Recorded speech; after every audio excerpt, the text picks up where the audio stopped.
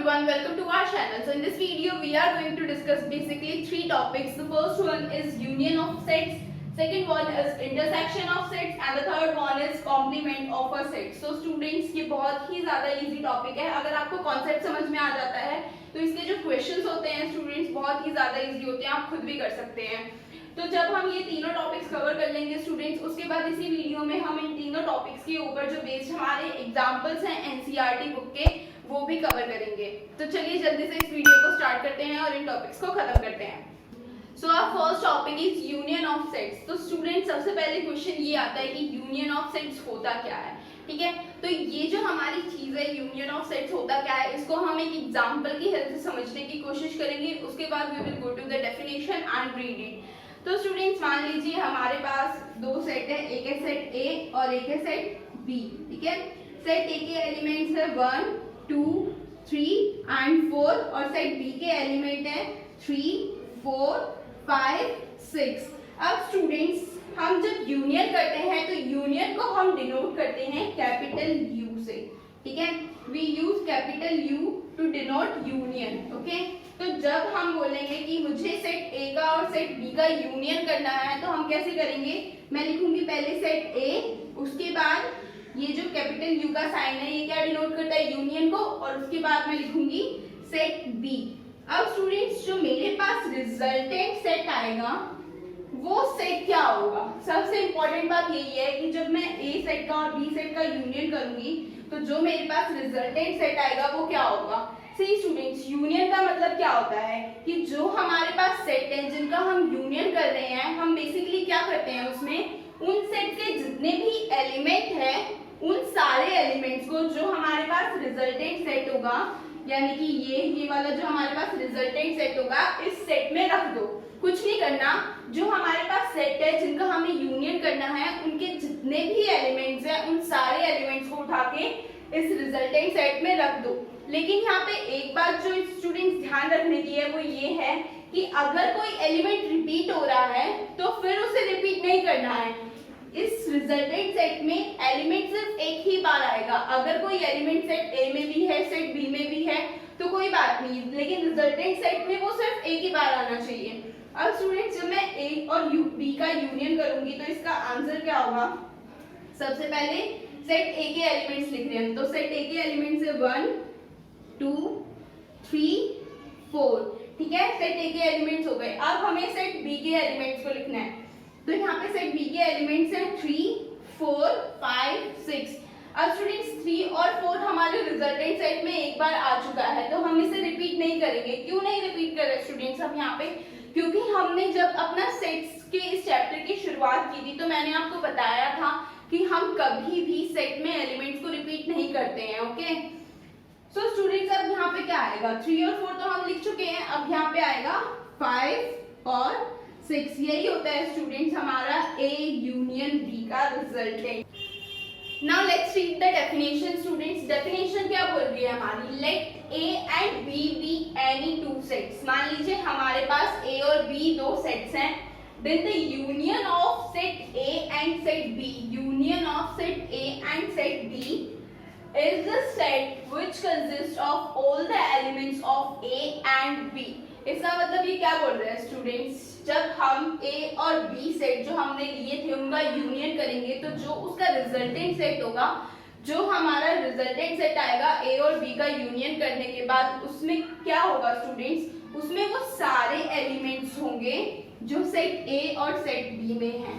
और उसके बाद देखिए स्टूडेंट्स एक important point, the common elements must only be taken once in the resultant set. ये क्या बोल रहा है कि जो कॉमन एलिमेंट्स है, कॉमन एलिमेंट्स मतलब जो सेट ए में भी है सेट बी में भी है. ठीक है, वो जो एलिमेंट्स है कॉमन एलिमेंट्स उनको हम सिर्फ एक ही बार लेंगे रिजल्टेंट सेट में.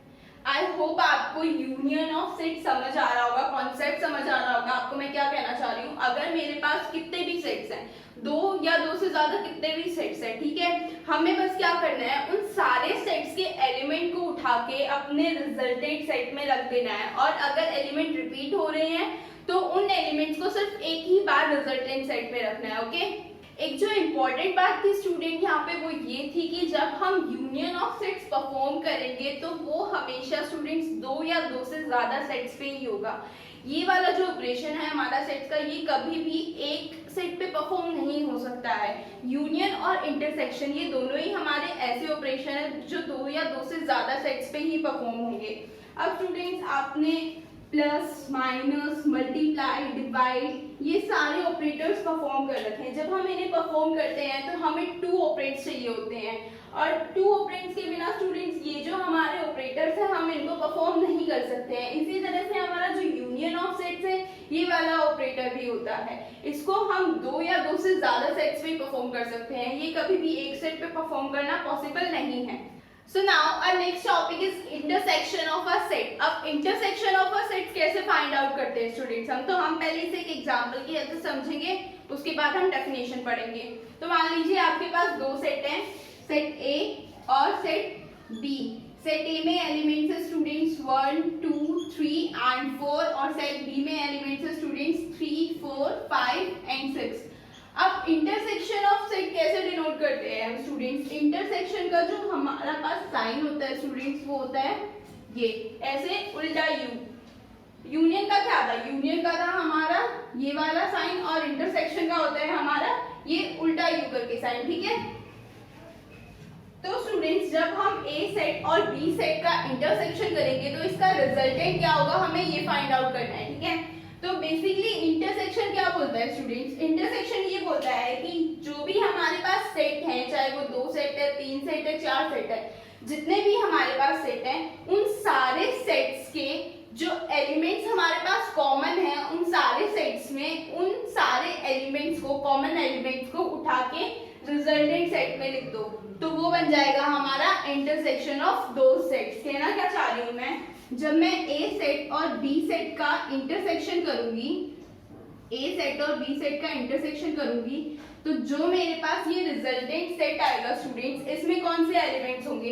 इसमें सिर्फ वही एलिमेंट्स होंगे जो सेट ए और सेट बी में कॉमन होंगे, ठीक है। तो यहाँ पे कॉमन एलिमेंट्स कौन से हैं? यहाँ पे कॉमन एलिमेंट्स हैं 3, 4 ही ऐसे एलिमेंट्स हैं जो सेट ए में भी है और सेट बी में भी है, ओके। तो यहाँ पे आएगा स्टूडेंट्स 3, 4 रिजल्टेंट सेट में। और मान लीजिए स्टूडेंट्स ऐसे कोई भी एलिमेंट्स नहीं है जो हमारे पास जो सेट गिवन है उनमें कॉमन हो, तो ऐसी कंडीशन में क्या होगा स्टूडेंट्स? ऐसी कंडीशन में जो हमारे पास रिजल्टेंट सेट होगा वो होगा 5 सेट। तो 5 सेट को हम कैसे डिनोट करते हैं? 5 सेट को हम ऐसे डिनोट करते हैं या फिर हम ऐसे भी डिनोट कर सकते हैं 5 सेट को, okay. So now let's read the definition. Definition क्या बोल रही है हमारी? The intersection of sets A and B is a set of all elements which are common to both A and B. Definition की students यही बोल रही है हमारी कि जब हमारे पास दो सेट्स हैं A और B और जब हम उनका इंटरसेक्शन करेंगे तो इंटरसेक्शन करने के बाद जो हमारे पास रिजल्टेंट सेट आएगा उसमें क्या एलिमेंट्स प्रेजेंट होंगे? उसमें वो एलिमेंट्स प्रेजेंट होंगे जो सेट A और सेट B में कॉमन है, ठीक है। So now moving on to the next topic that is complement of a set. अब कॉम्प्लीमेंट ऑफ अ सेट क्या होता है स्टूडेंट्स? तो सबसे पहले हम एक एग्जांपल की हेल्प से इसको समझेंगे और उसके बाद we will read the definition. अब स्टूडेंट्स मान लीजिए हमारे पास एक यूनिवर्सल सेट यहाँ पे गिवन है U और एक हमारे पास सेट गिवन है A। अब स्टूडेंट्स कभी भी आप यूनिवर्सल सेट और यूनियन ऑफ अ सेट में कंफ्यूज मत होना। क्वेश्चन में आपको बहुत क्लियरली गिवन होगा कि ये यूनिवर्सल सेट है या आपको यूनियन करना है सेट्स का, गिवन सेट्स का, ओके। तो अब यहाँ पे ये है यूनिवर्सल सेट और हमारे पास एक सेट गिवन है सेट ए।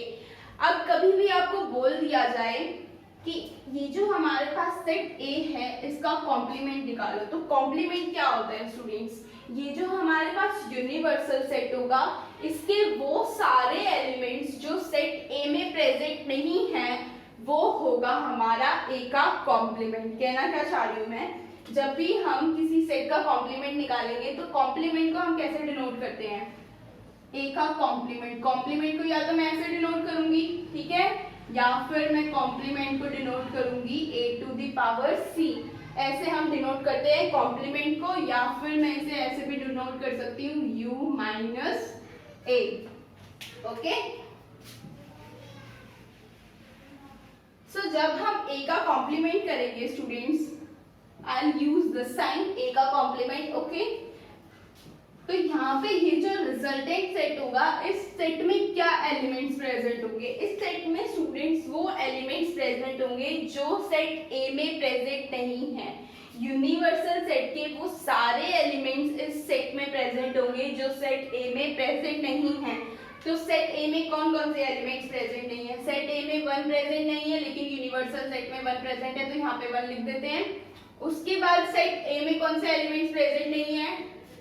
सेट ए में 2 प्रेजेंट है, 3 प्रेजेंट है, 4 प्रेजेंट है और 5 भी प्रेजेंट है। तो इसमें 6 प्रेजेंट नहीं है, 7 प्रेजेंट नहीं है एंड 8 प्रेजेंट नहीं है। तो ये जो हमारे पास रिजल्टेंट सेट आया है स्टूडेंट्स, यही होता है हमारा कॉम्प्लीमेंट ऑफ अ सेट। हमें क्या करना है? हमें कुछ नहीं करना, जो यूनिवर्सल सेट में वो सारे एलिमेंट्स जिस सेट का हमें कॉम्प्लीमेंट करना है उस सेट में प्रेजेंट नहीं हो, तो वो सारे एलिमेंट्स हमारे उस सेट के कॉम्प्लीमेंट में आएंगे। सो now let's read the definition students. Definition क्या बोल रही है हमारी? Let U be the universal set and let A be a set such that A is a subset of universal set। जो A है वो universal set का subset हो। Then the complement of A with respect to U, तो जो हमारा complement होगा set A का with respect to U is defined as the set of all those elements of universal set which are not present in A।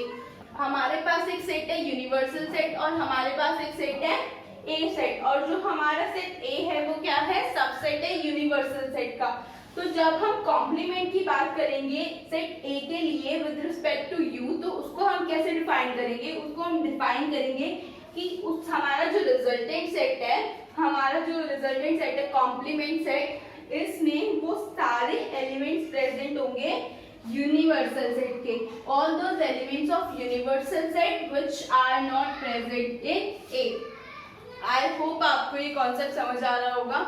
हमें क्या करना है? वो सारे एलिमेंट्स यूनिवर्सल सेट के जो हमारे पास सेट ए में प्रेजेंट नहीं है, वो सारे एलिमेंट्स सेट ए के कॉम्प्लीमेंट में आएंगे, ठीक है। So our next topic is differences of sets। So differences of sets क्या होता है स्टूडेंट्स? इन जनरल हम जब differences की बात करते हैं, मान लीजिए हमारे पास दो नंबर्स हैं 12 and 6 और हमें इन दोनों नंबर्स का डिफरेंस निकालना है। तो डिफरेंस का मतलब क्या होता है? एक नंबर में से दूसरे नंबर को सब्ट्रैक्ट कर दो। तो इसमें क्या होगा स्टूडेंट? जब हम डिफरेंस निकालेंगे 12 माइनस 6 इज इक्वल्स टू 6। ये जो 6 होगा ये है हमारा डिफरेंस इन दोनों नंबर्स का। और जब हम स्टूडेंट्स डिफरेंस की बात करते हैं सेट्स के रिस्पेक्ट में, तो सेट्स के रिस्पेक्ट में भी यही मतलब है स्टूडेंट्स इसका। एक सेट में से दूसरे सेट के जब एलिमेंट्स को हम बाहर निकाल देते हैं तो वो होता है स्टूडेंट्स डिफरेंसेस ऑफ दो सेट्स। कहना क्या चाह रही हूँ मैं? मान लीजिए हमारे पास एक सेट है ए और एक सेट है मेरे पास बी, ठीक है। तो ए सेट के एलिमेंट्स है 1 2 3 4, ठीक है, और बी सेट के एलिमेंट है 3 4 5 6। तो इन दोनों सेट्स का जब मैं डिफरेंस निकालूंगी स्टूडेंट्स, तो डिफरेंस कैसे निकालते हैं? First of all difference means set ए में से सेट बी के सारे एलिमेंट्स को हटा दो। मतलब सेट ए में जो भी एलिमेंट सेट बी का भी है, मतलब मान लीजिए एक x है, ठीक है, x मेरा एक एलिमेंट है जो बिलोंग करता है सेट ए से और जो x है वो बिलोंग करता है सेट बी से भी, ठीक है। तो ऐसे एलिमेंट जो सेट ए में भी है और सेट बी में भी है, उन एलिमेंट्स को सेट ए से हटा दो। a माइनस बी का मतलब क्या होता है स्टूडेंट्स? जो सेट ए में सेट बी के एलिमेंट्स हैं उन एलिमेंट्स को हटाने के बाद जो हमारे पास सेट होगा वो होगा मेरा difference of set A and set B. तो यहाँ पे आएगा स्टूडेंट्स 1 एंड 2, ये होगा मेरा आंसर, क्योंकि 3 और 4 जो है वो सेट बी में भी है। इसीलिए जब मैं डिफरेंस निकालूंगी तो इसका मतलब क्या है कि सेट बी के वो एलिमेंट्स जो सेट ए में भी है उनको हटाने के बाद जो भी मेरा सेट का रिजल्टेंट आएगा वही होगा मेरा डिफरेंस ऑफ टू सेट्स, ठीक है। So now let's read the definition. Definition क्या बोल रही है डिफरेंसेस ऑफ सेट्स की? देखिए, the difference of the sets A and B, जो डिफरेंस होगा इन दोनों सेट्स का ए एंड बी का, वो कुछ इस प्रकार होगा, in this order is the set of elements which belongs to A but not to B. इसका क्या मतलब है स्टूडेंट्स, वो ये कह रहा है कि जो ए और बी का डिफरेंस होगा वो क्या होगा, एक ऐसा सेट ऑफ एलिमेंट होगा जिसमें जो ए के एलिमेंट है वो तो होंगे, जो ए सेट में एलिमेंट बिलोंग कर रहे हैं वो तो होंगे, लेकिन वो एलिमेंट्स नहीं होंगे जो सेट बी में भी बिलोंग कर रहे हैं। ए में भी बिलोंग कर रहे हैं और जो सेट बी में भी बिलोंग कर रहे हैं वो एलिमेंट्स हमारे रिजल्टेंट सेट ऑफ एलिमेंट में नहीं होंगे। यही है हमारा मतलब डिफरेंसेस ऑफ सेट्स का। आई होप आपको समझ आया। और डिफरेंसेस ऑफ सेट का मतलब क्या होता है बेसिकली इसका मतलब होता है स्टूडेंट्स, अगर हमारे पास दो सेट है, ठीक है, अगर मुझे बोला गया है, मान लीजिए a माइनस बी नहीं बोला गया, मुझे बोला गया है b माइनस a, ठीक है, तो अब क्या करना है, अब b में से ऐसे एलिमेंट जो सेट a में भी प्रेजेंट है और सेट b में भी प्रेजेंट है, उन एलिमेंट्स को हटा दो। तो अब रिजल्टेंट क्या होगा, अब रिजल्टेंट होगा 5 और 6। 5 और 6 क्यों होगा, क्योंकि ये जो 3 और 4 एलिमेंट्स हैं ये सेट A में भी प्रेजेंट है। तो बेसिकली हमें क्या करना है स्टूडेंट्स, ये जो फर्स्ट सेट हमें गिवन है, हमें इसमें देखना है कि कौन कौन से एलिमेंट्स हैं जो इस सेट में भी प्रेजेंट है और ये जो हमारा सेकंड सेट है इसमें भी प्रेजेंट है। तो उन सारे एलिमेंट्स को हटा देना है, कॉमन एलिमेंट्स को हटा देना है दोनों सेट्स के, और जो एलिमेंट्स यूनिक हैं उस सेट में उनको रिजल्टेंट सेट में रखना है। कॉमन एलिमेंट्स को हटा देना है और यूनिक एलिमेंट्स को रिजल्टेंट सेट में रखना है। यही मतलब है डिफरेंसेस ऑफ सेट्स का। सो हमने अभी तक जितने भी टॉपिक्स डिस्कस किए हैं स्टूडेंट्स, बीट union of sets, intersection of sets, differences of set या कॉम्प्लीमेंट ऑफ सेट, ठीक है, ये चारों टॉपिक हमने जितने भी डिस्कस किए हैं इनके बेस पे जो हमारे एग्जाम्पल बनते हैं एनसीईआरटी की बुक में, वो सारे एग्जाम्पल्स हम अभी कवर करेंगे। सो स्टूडेंट्स, मैं क्वेश्चन को बुक में से रीड करूंगी और आपको स्क्रीन पे क्वेश्चन दिख जाएगा, ठीक है। तो एग्जांपल नंबर 12 पढ़ते हैं। सबसे पहले हमें एक ए सेट गिवन है और हमें एक बी सेट गिवन है और A union B find out करने के लिए वो हमें बोल रहे हैं, ठीक है। तो ए सेट हमारा ये है और बी सेट ये है। अब स्टूडेंट्स यूनियन क्या होता था, यूनियन में हम क्या करते थे, जब ए यूनियन बी करते थे तो इसका मतलब क्या होता था स्टूडेंट्स कि ए और बी सेट के जितने भी एलिमेंट्स हैं उन सारे एलिमेंट्स को उठा के इस रिजल्टेंट सेट में रख दो और कॉमन एलिमेंट्स को रिपीट नहीं करना है। कॉमन एलिमेंट सिर्फ एक ही बार आएंगे, तो रखते हैं 2 4 6 8, ये सेट ए के एलिमेंट्स है। अब 6 और 8 सेट बी में भी प्रेजेंट है, मतलब ये क्या है, कॉमन एलिमेंट्स है तो रिपीट नहीं होंगे।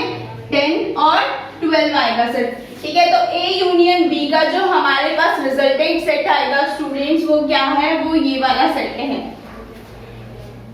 Now let's read example number 13 students. Example number 13 में हमें एक सेट गिवन है, सेट ऑफ वोवल्स, और एक हमें सेट बी गिवन है जिसके एलिमेंट्स हैं ए आई यू। हमें शो करना है कि सेट ए जो है अगर हम उसका यूनियन करेंगे सेट बी के साथ तो हमारे पास जो रिजल्टेंट सेट आएगा वो सेट ए ही आएगा। अब ये स्टूडेंट्स ऑब्वियसली सेट ए ही आएगा, क्यों, क्योंकि ये जो हमारा सेट बी है ये सेट ए का सबसेट है, सेट बी सेट ए का सबसेट है। क्यों, क्योंकि सेट बी में जितने भी एलिमेंट्स प्रेजेंट है वो सारे एलिमेंट्स सेट ए में भी प्रेजेंट है। तो सेट बी में जो सारे एलिमेंट्स प्रेजेंट है स्टूडेंट्स, अगर वो सेट ए में भी प्रेजेंट है तो जब मैं सेट ए और सेट बी का यूनियन करूंगी तो मुझे क्या मिलेगा, सेट ए ही मिलेगा, क्योंकि सेट बी जो है वो सबसेट है सेट ए का। करके देखते हैं, ए यूनियन बी किया मैंने, ठीक है, और ए यूनियन बी का मतलब क्या होता था, ए सेट ए और सेट बी में जितने भी एलिमेंट्स हैं उन सारों को उठा के रिजल्टेंट सेट में रख दो और जो कॉमन एलिमेंट्स है वो रिपीट नहीं होंगे। तो यहाँ पे आएगा ए ई आई ओ एंड यू, ये सारे एलिमेंट्स हैं सेट ए के।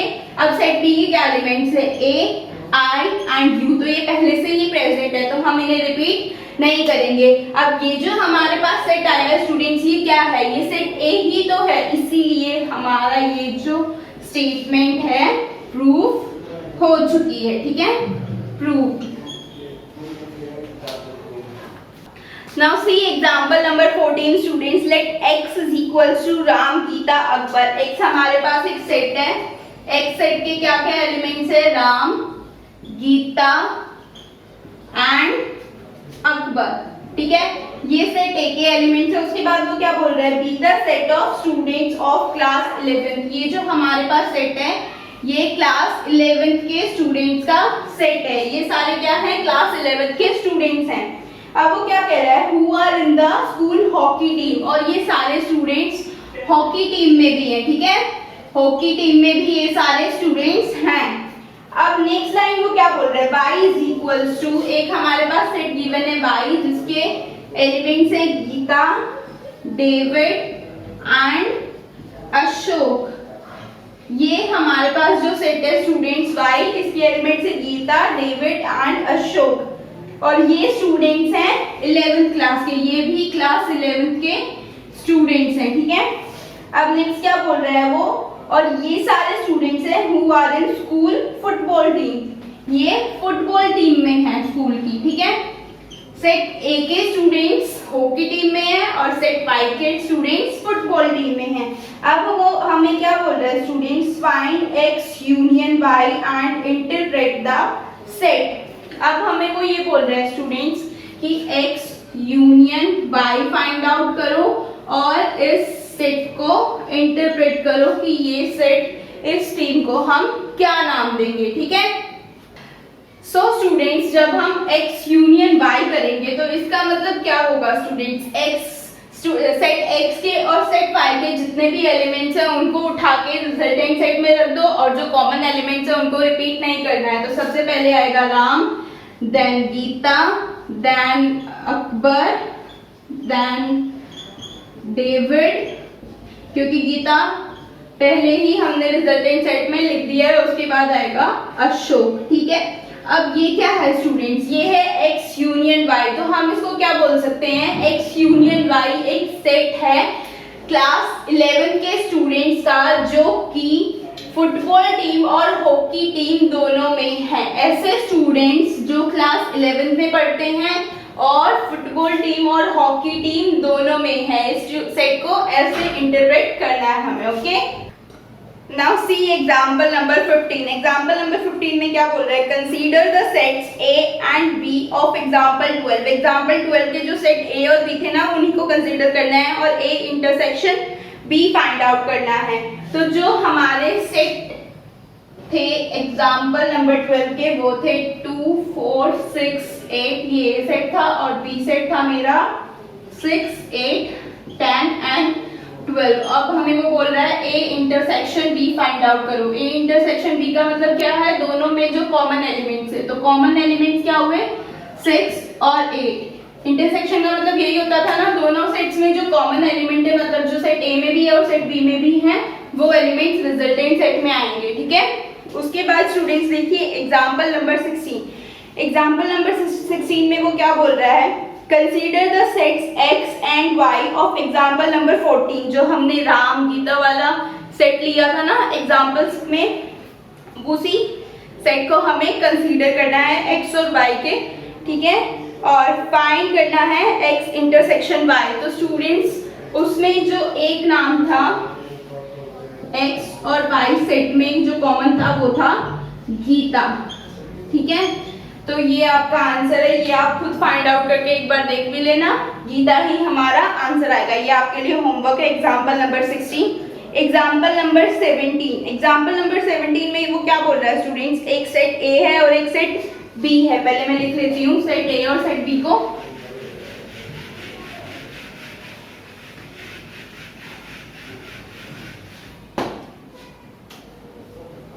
सेट ए के एलिमेंट्स है 1, 2, 3, 4, 5, 6, 7, 8, 9 एंड 10। ये सेट ए के एलिमेंट्स हैं और सेट बी के एलिमेंट्स हैं 2, 3, 5 and 7।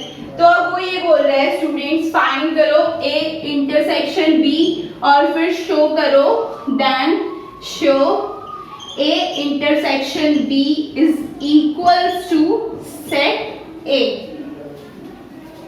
Sorry is equals to set B आएगा यहाँ पे। ठीक है, अब स्टूडेंट्स हमें क्या करना है, ए इंटरसेक्शन बी को फाइंड आउट करना है और शो करना है ए इंटरसेक्शन बी जो होगा वो सेट बी के इक्वल होगा।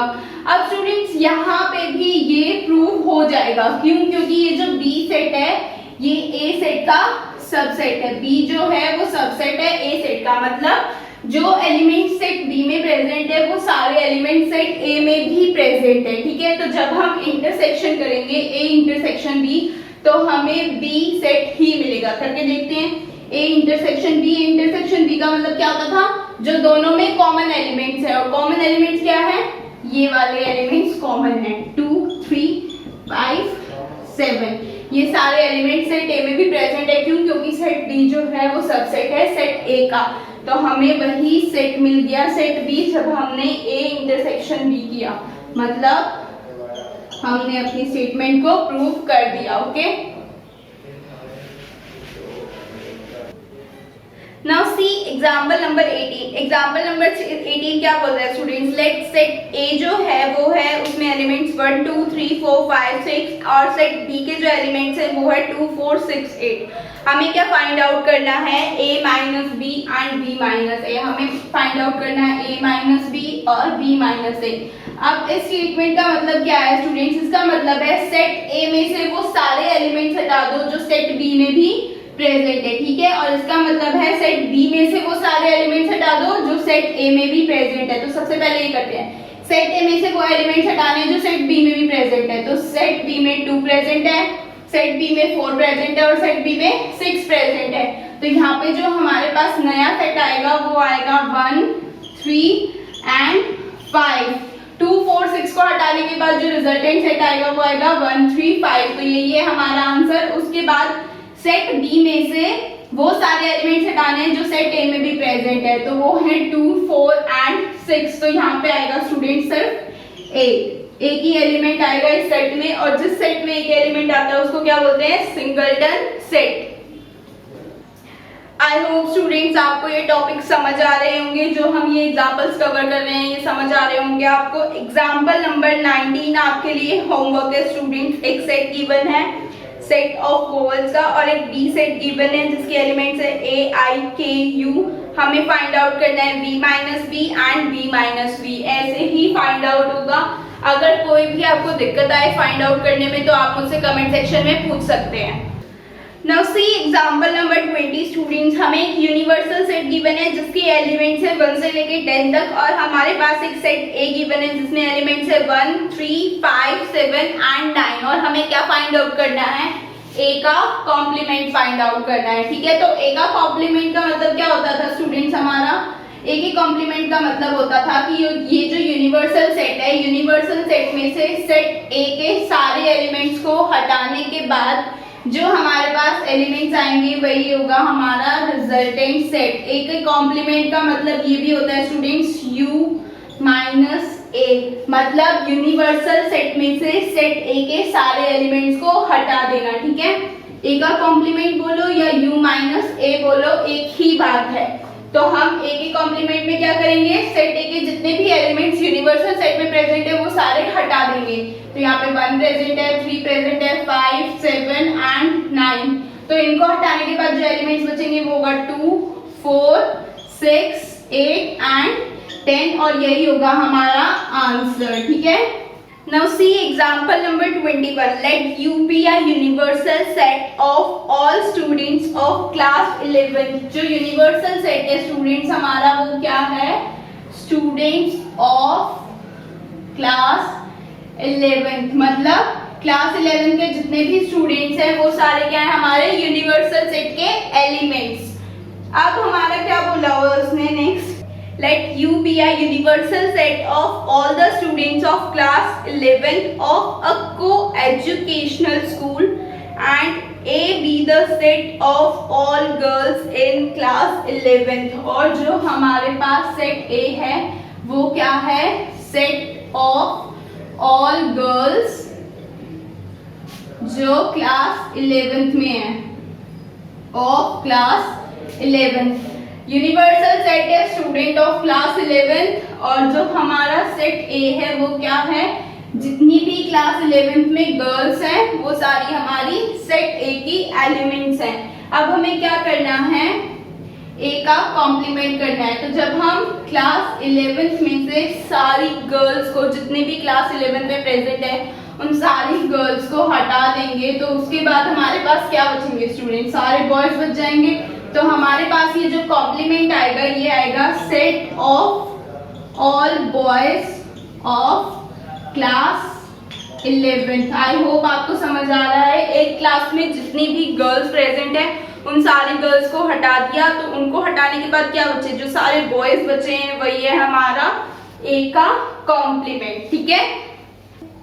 नाउ एग्जाम्पल नंबर 22 स्टूडेंट्स, ये हम नेक्स्ट वीडियो में कवर करेंगे। आप इसको करके मत देखना क्योंकि समझ नहीं आएगा आपको, ठीक है, कंफ्यूज हो जाओगे। जितना भी हमने आज कवर किया है, अगर आपको इसमें कहीं भी प्रॉब्लम हो तो आप मुझे कमेंट सेक्शन में पूछ सकते हैं या फिर आप मुझे अपने डाउट्स इंस्टाग्राम पे भी मैसेज कर सकते हैं।